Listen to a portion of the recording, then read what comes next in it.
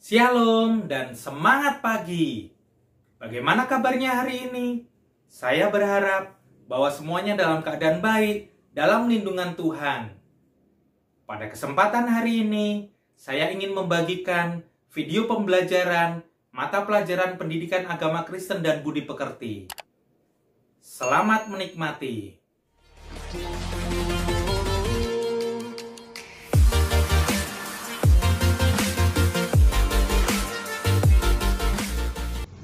Shalom semuanya. Masih bersama saya Elias Setiawan di Nasam Channel. Channel yang memiliki visi untuk memuridkan generasi. Saat ini, saya ingin memberikan materi ajar mata pelajaran pendidikan agama Kristen dan budi pekerti untuk anak-anak kelas 6. Dan pelajaran yang pertama pada hari ini itu berjudul ibadah yang sejati. Namun, sebelum kita belajar lebih lanjut, mari kita berdoa terlebih dahulu. Tuhan Yesus, saat ini kami ingin memulai pelajaran. Kiranya Roh Kudus menolong kami, supaya kami bisa mengerti materi ini. Terima kasih Tuhan. Haleluya. Amin. Nah, anak-anak Bapak, untuk mengawali materi Bapak pada hari ini, Bapak ingin bertanya, apa itu ibadah? Banyak yang berpikiran bahwa ibadah itu ketika seseorang pergi ke gereja atau ketika seseorang melakukan atau mengikuti kegiatan di gereja. Itulah ibadah. Tapi apakah hanya seperti itu arti ibadah? Apakah arti ibadah ada yang lebih lagi dibandingkan dua hal tadi? Hanya sekedar pergi ke gereja atau mengikuti kegiatan di gereja? Nah, untuk mengetahui jawabannya, mari kita belajar pengertian daripada ibadah. Menurut Kamus Besar Bahasa Indonesia, ada 3 arti dari ibadah. Yang pertama, ibadah adalah perbuatan atau penyataan bakti kepada Allah yang didasari dengan peraturan-peraturan agama. Yang kedua, ibadah berarti segala tindakan yang sesuai dengan perintah agama yang harus diikuti pemeluknya. Yang ketiga, ibadah juga berarti upacara yang berhubungan dengan agama tertentu.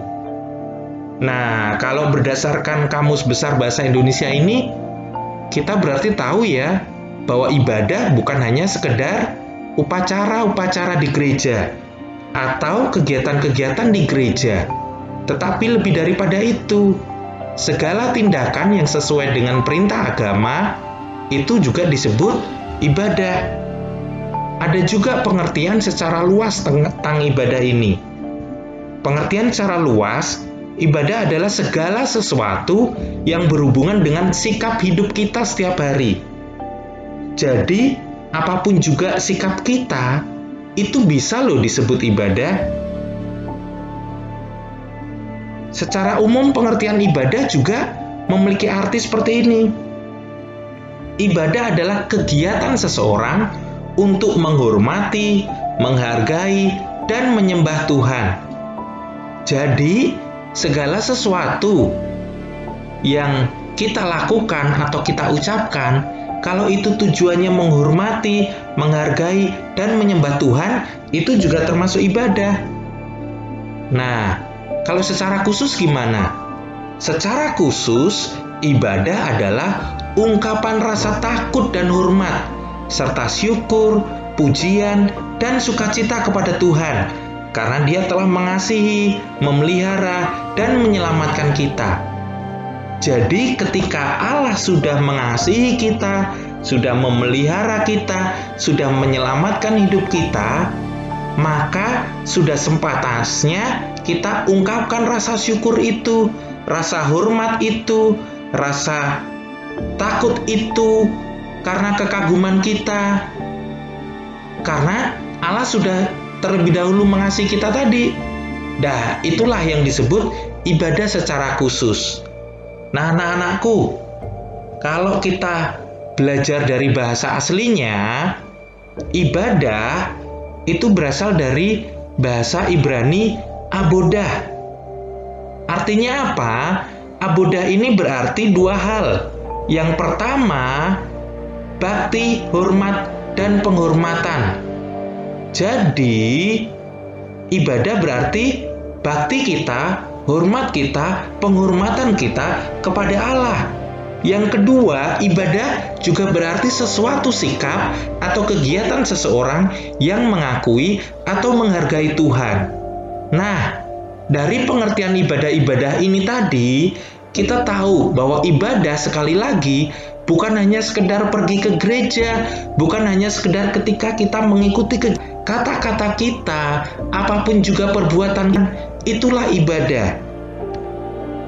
Nah, kalau di dalam Alkitab, kalau kita baca, ibadah yang sejati itu adalah juga ibadah yang murni, atau ibadah yang benar-benar, atau ibadah yang sebenar-benar. Bahwa ibadah yang sejati itu melakukan apa yang diperintahkan Tuhan dalam hidup kita.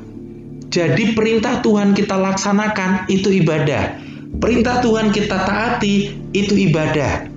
Bahkan nih, kalau kita perhatikan, di dalam Roma pasal 12 ayat yang pertama, di sana dikatakan seperti ini. Kamu mempersembahkan tubuhmu sebagai persembahan yang hidup, yang kudus, dan yang berkenan kepada Allah, itu adalah ibadahmu yang sejati. Jadi ketika kita mempersembahkan tubuh kita sebagai persembahan yang hidup, yang kudus, dan yang berkenan kepada Allah, itu adalah ibadah yang sejati. Ini tidak berarti bahwa kita harus mempersembahkan tubuh kita nih sebagai persembahan. Kita ambil tubuh kita, kemudian kita berikan kepada Tuhan. Tidak seperti itu maksudnya. Mempersembahkan tubuh di sini itu berarti memberikan atau mengabdikan semua pikiran kita, perkataan kita, dan perbuatan atau tindakan kita sesuai dengan keinginan Tuhan. Jadi seluruh hidup kita ini kita berikan, kita lakukan sesuai dengan keinginan Tuhan.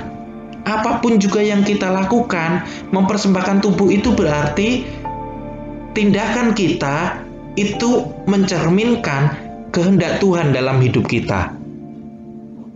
Itulah ibadah yang sejati. Dan ini juga berarti apa? Apapun juga yang kita pikirkan, semua kata-kata yang kita keluarkan, setiap tindakan yang kita lakukan, semuanya itu harus benar, sesuai ajaran Tuhan. Semuanya itu harus berkenan kepadanya.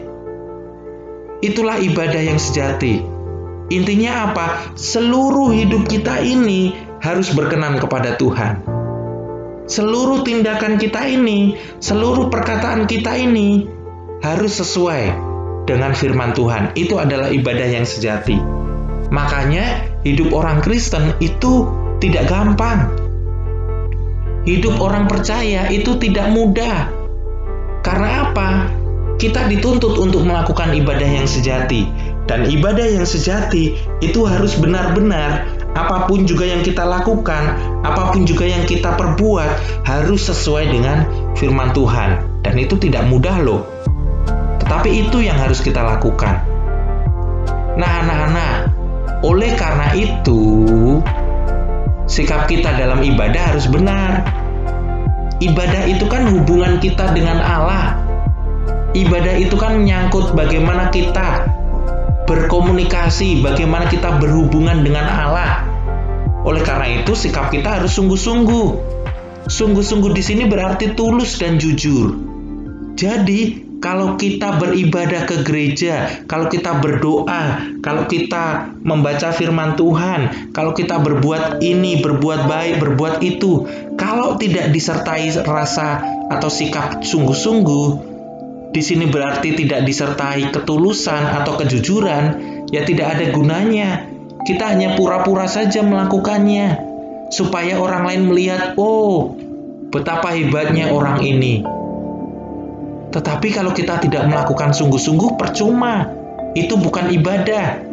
Makanya ibadah, sikapnya ketika kita beribadah harus benar-benar tulus, harus benar-benar jujur, dan harus disertai rendah hati. Maksudnya apa? Kita tidak boleh sombong.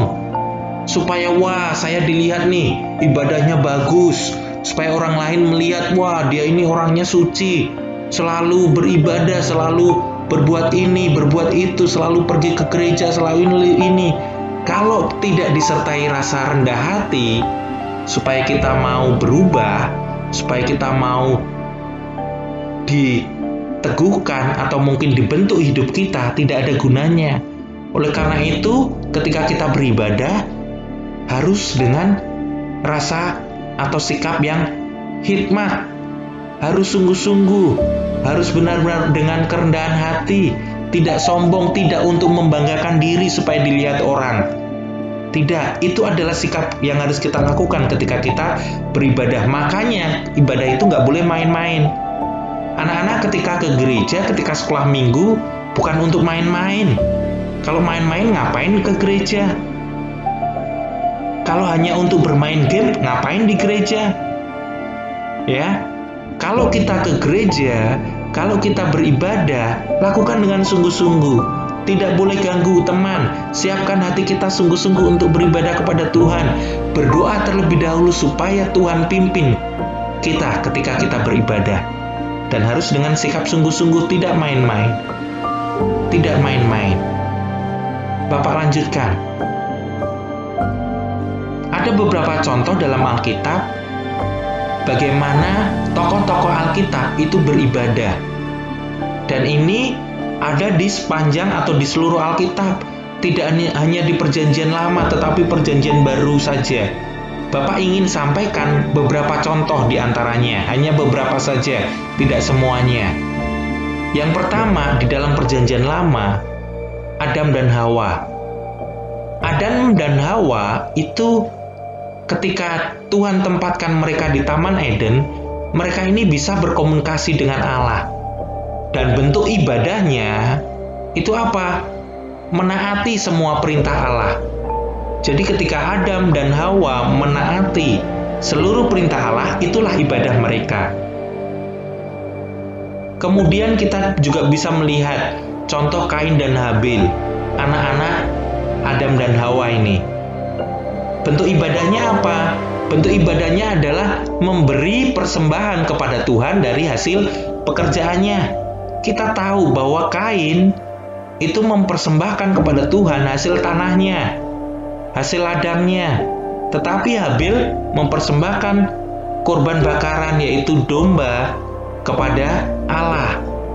Dan itu adalah bentuk ibadah yang mereka lakukan.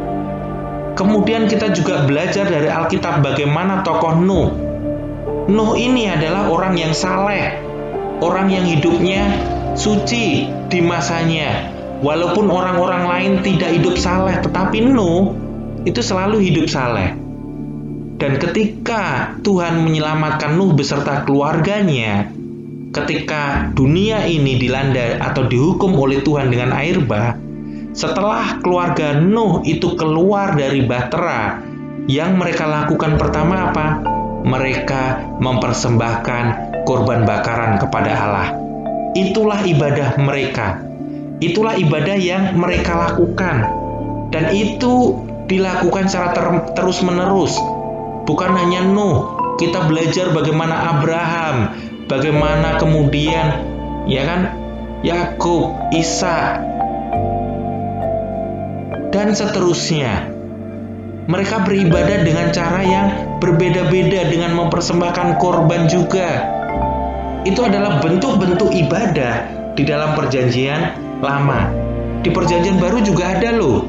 Kalau anak-anak membaca kisah jemaat mula-mula di dalam Kisah Para Rasul pasal yang kedua, ayat yang ke-41 sampai 47, bentuk ibadah jemaat mula-mula itu adalah bahwa mereka menerima firman. Orang-orang pada waktu itu menerima pengajaran para rasul. Mereka juga memberi diri dibaptis. Alkitab mencatat bahwa jemaat mula-mula itu bertekun dalam pengajaran rasul-rasul, dan itu mereka lakukan tiap-tiap hari. Mereka bersekutu. Mereka memecahkan roti dan berdoa. Itu adalah bentuk ibadah yang mereka lakukan. Jadi memang banyak sekali bentuk-bentuk ibadah. Sebagai kesimpulan kita, di dalam kita belajar ibadah yang sejati ini, kita sampai pada kesimpulan bahwa ibadah yang sejati adalah mempraktekkan cara hidup yang dikehendaki Allah. Ibadah yang sejati bukan hanya berbicara tentang ketika kita pergi ke gereja, atau ketika kita melakukan kegiatan gereja, atau ketika kita beribadah di rumah, di sekolah, di gereja. Tidak. Ibadah yang sejati adalah bagaimana kita mempraktekkan cara hidup yang dikehendaki Allah. Bagaimana kita melakukan apa yang Tuhan perintahkan di dalam firman Tuhan, di dalam Alkitab yang kita baca. Ibadah yang benar, ibadah yang sejati, itu menyangkut seluruh hidup kita yang berkenan di hadapan Allah. Oleh karena itu, anak-anakku sekalian, mari sungguh-sungguh nih, kita beribadah dengan sejati. Mari kita sungguh-sungguh mempersembahkan hidup kita sebagai persembahan yang hidup, yang kudus, dan yang berkenan kepada Allah. Mari kita memberikan seluruh hidup kita, apapun juga yang kita lakukan, apapun juga yang kita perbuat, apapun juga yang kita ucapkan. Mari lakukanlah semuanya itu untuk kemuliaan nama Tuhan. Dan itulah yang disebut ibadah yang sejati. Untuk mengakhiri pertemuan kita pada pagi hari ini, mari kita berdoa. Tuhan Yesus, ampuni saya jika selama ini saya belum melakukan ibadah yang sejati. Tolong saya untuk menggunakan seluruh tubuh dan hidup saya untuk kemuliaan-Mu. Di dalam nama Tuhan Yesus Kristus kami berdoa. Amin. Nah, anak-anak, itu tadi materi ibadah yang sejati. Terima kasih, Tuhan Yesus memberkati. Sampai ketemu lagi minggu depan. Nah, demikian video pembelajaran dari Bapak. Nantikan video pembelajaran lainnya ya. Tuhan Yesus memberkati. Tetap semangat.